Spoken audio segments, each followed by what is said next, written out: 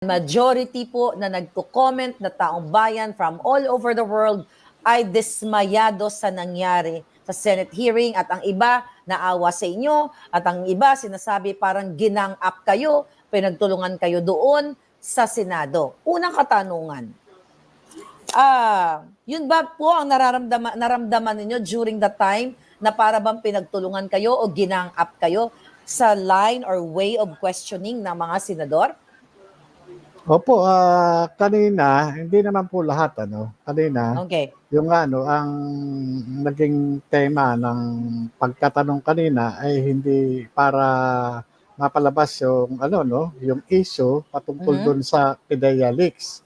Kung saan, yung pinalabas ninyo sa inyong blog, yung mga classified documents na galing sa, PIDEA. Ito yung mga dokumento na naandon sa Intelligence Investigation Service.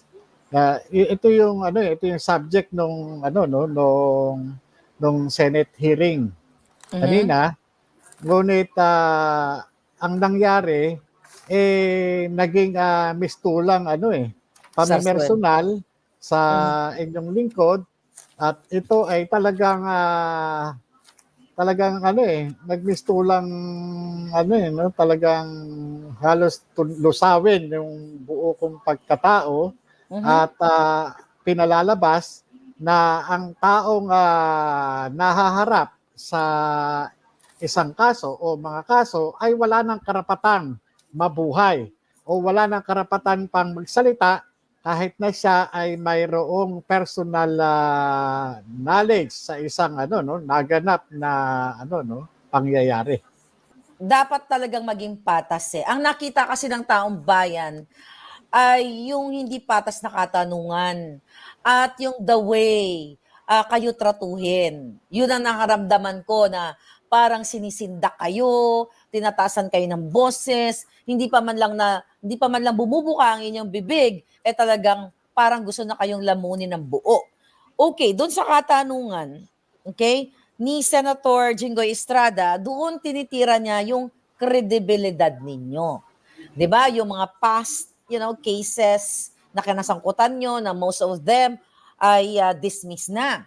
If you talk about credibility, alam niyo po ba, which is na-post ko to kanina sa aking Facebook page, na si Jinggoy Estrada ay convicted sa bribery.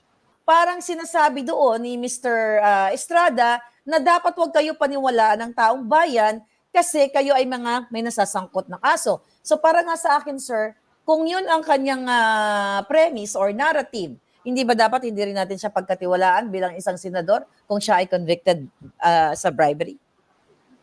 Kung susundin po natin yung kanyang mga sinasabi na ang katulad kung may kaso o may mga kaso ay hindi dapat pagkatiwalaan, mas dapat nga nating hindi pagkatiwalaan yung mga tao na napatunayan ng nagkasala sa batas.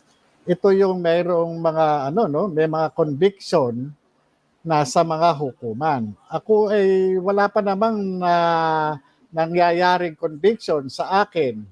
At doon sa mga kaso na ibinato sa akin ng PIDEA, ganon din sa mga harassment case na ipinail ng mga opposition dito sa aming village. Sa katunayan, nalulungkot po ako dahil ang inaasahan ko na yung mga makakaharap kong mga senador ay magiging maayos, respetado, at magiging objective sa kanilang sa mga kanilang pagtatanong upang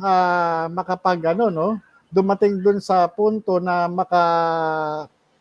makapaggawa sila ng nararapat na batas patungkol dito sa sa subject ng hearing na PIDEA leaks.